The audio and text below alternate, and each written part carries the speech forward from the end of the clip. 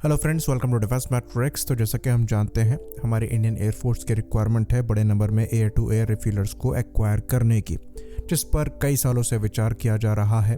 कई बार इनको लीज पर लेने का प्लान किया गया, इवन अभी भी ये प्लान जारी है, पर कोई भी एयरक्राफ्ट लिया नहीं जा सका।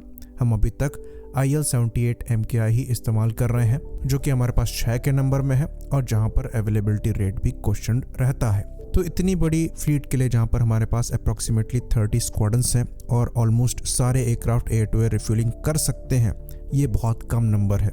इसलिए जो एयर टू एयर रिफ्यूलर्स को देखा जा रहा है, ये कई दशकों से देखा जा रहा है, पर अनफॉर्चुनेटली अभी तक कौन सा एयरक्राफ्ट लेना है इस पर फैसला नहीं हो पाया है। अब जाके कुछ ऐसे आसार नजर आ रहे हैं कि सेकेंड हैंड बोइंग 767 लिए जा सकते हैं, जिनको इजराइल की मदद के साथ air to air refilling platform में कन्वर्ट किया जा सकता है और करीबन 6 के नंबर में ये प्लेटफॉर्म इंडियन एयरफोर्स को मिल सकते हैं, पर अभी तक कोई प्रोग्रेस यहाँ पर रिपोर्ट नहीं करी गई है। तो इसमें भी कम से कम हम 5 से 6 साल मानकर चल सकते हैं कि लग सकता है। तो जो एयर टू एयर रिफ्यूलिंग है, ये एक्चुअली बहुत ज़्यादा इंपॉर्टेंट है। तो आजकल जो बियॉन्ड विजुअल रेंज कॉम्बैट है या फिर डीप पेनिट्रेशन स्ट्राइक मिशंस हैं, वहाँ पर आपको एयरक्राफ्ट की रेंज डिसेंट चाहिए होती है, और क्योंकि internal fuel carrying capacity limited होती है, इसलिए एयर टू एयर रिफ्यूलिंग का जो रोल है ये काफ़ी ज़्यादा सिग्निफिकेंट हो जाता है। तो एयरक्राफ्ट अपने पूरे पेलोड के साथ टेक ऑफ करने के बाद एयर पे जाकर रिफ्यूलिंग करके मिशन की तरफ जा सकता है और बिना फ्यूल की चिंता किए हुए उसको एफिशिएंटली पूरा करने की कोशिश कर सकता है। स्पेशली ये चीज़ उन प्लेटफॉर्म के लिए ज़्यादा इंपॉर्टेंट हो जाती है जहाँ पर इंटरनल फ्यूल कैरिंग कैपेसिटी वैसे ही कम है। यहाँ पर हम SC-30 की बात कर रहे हैं, तो जो फ्लाइंग टाइम है ये एयर टू एयर रिफ्यूलिंग के बाद बढ़ जाता है। तो ये बहुत ही ज़्यादा क्रूशल हो गए। तो अब सवाल यहाँ पर ये उठता है कि हमारे पास फिलहाल के लिए सफिशिएंट रिफ्यूलर्स हैं नहीं, तो यहाँ पर ऑल्टरनेटिव क्या है और क्या करके हम जो हमारे पास अवेलेबल ऑप्शन है उसको एक्सप्लॉइट कर सकते हैं।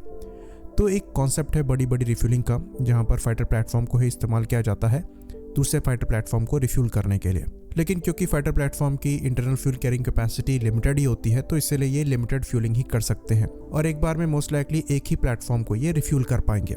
तो इंडियन नेवी MiG-29K को इस्तेमाल करती है बड़ी बड़ी रिफ्यूलिंग के लिए, और वहीं पर एयरफोर्स द्वारा Su-30 MKI के साथ ये कराया जाता है। क्योंकि Su-30 MKI एक काफ़ी बड़ा प्लेटफॉर्म है और इसकी जो इंटरनल फ्यूल कैरिंग कैपेसिटी है ये काफ़ी अच्छी है, क्योंकि इंटरनली ऑलमोस्ट 10,000 किलोग्राम्स की बताई जाती है। तो इस प्लेटफॉर्म को वैसे भी ड्रॉप टैंक्स की रिक्वायरमेंट नहीं होती और ये इंटरनल फ्यूल पर ही लॉन्ग रेंज मिशंस को परफॉर्म करने में सक्षम है। तो जो रिफ्यूलिंग पॉड यहाँ पर इस्तेमाल किया जाता है, ये ब्रिटिश कोबहैम का 754 बड़ी रिफ्यूलिंग पॉड है और इसको Su-30 MKI के सेंटर लाइन पायलॉन में कैरी किया जाता है। तो जब एक एयरक्राफ्ट से दूसरे एयरक्राफ्ट में फ्यूल जाता है, वो भी ऐसे एयरक्राफ्ट से जहां पर एक्सटर्नल ड्रॉप टैंक्स नहीं है, तो उसकी खुद की रेंज अफेक्ट होती है। तो यहाँ पर जो बड़ी रिफ्यूलिंग की कैपेबिलिटी है, इस पे लिमिट लग जाती है। एक पर्टिकुलर अमाउंट में फ्यूल ही दूसरे प्लेटफॉर्म में डाला जा सकता है, और क्योंकि Su-30 MKI को एक्सटर्नल ड्रॉप टैंक की रिक्वायरमेंट नहीं होती है, इसलिए एयरक्राफ्ट के विंग में वेट स्टेशन नहीं दिए गए हैं।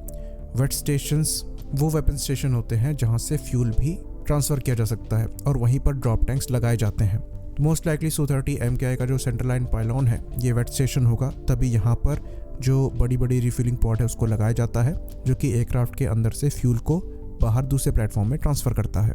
तो फाइटर प्लेटफॉर्म को रिफ्यूलिंग के रोल में इस्तेमाल करने का फ़ायदा यहाँ पर ये होगा कि ये पहली बात तो ज़्यादा एजाइल प्लेटफॉर्म है, साइज़ में छोटा है एक बड़े रिफ्यूलर के कंपैरिजन में, तो ये हार्ड टारगेट होगा एनिमी के लिए। तो सर्वाइवल रेट आपको ज़्यादा बेटर मिलेगा एक फाइटर प्लेटफॉर्म का। प्लस ये खुद भी वेपन्स कैरी कर सकते हैं, तो ये खुद को डिफेंड करने में भी सक्षम होंगे और कुछ ऑफेंस भी। तो अगर एक ऑपरेशन के पॉइंट ऑफ व्यू से देखें तो बड़ी बड़ी रिफ्यूलिंग एक ज़्यादा बेटर ऑल्टरनेटिव होगा एक बड़े रिफ्यूलर के कंपैरिजन में, और Su-30 MKI उसके लिए एक परफेक्ट एयरक्राफ्ट है। यहाँ पर इस प्लेटफॉर्म को बेटर करने के लिए हम ये कर सकते हैं कि एडिशनल वेट स्टेशंस को इस प्लेटफॉर्म में लगा सकते हैं, जिसकी मदद से ये एक्सटर्नली कम से कम 2 ड्रॉप टैंक्स कैरी करने में सक्षम हो, ताकि जब बड़ी बड़ी रिफ्यूलिंग के रोल ये परफॉर्म करे तो अपने इंटरनल फ्यूल के कॉस्ट पर ना करे। तो इनके कॉम्बिनेशन में जो दूसरे फाइटर्स इनके साथ ऑपरेट करेंगे उनका भी मिशन टाइम एनहेंस्ड होगा, और इस प्लेटफॉर्म का तो है ही। तो ज़्यादा वेट स्टेशंस और ड्रॉप टैंक्स ऐड करने पर हमें काम करना चाहिए, और ये एक लो हैंगिंग फ्रूट है जो कि हमारी बड़ी परेशानी को सॉर्ट करने में सक्षम होगा।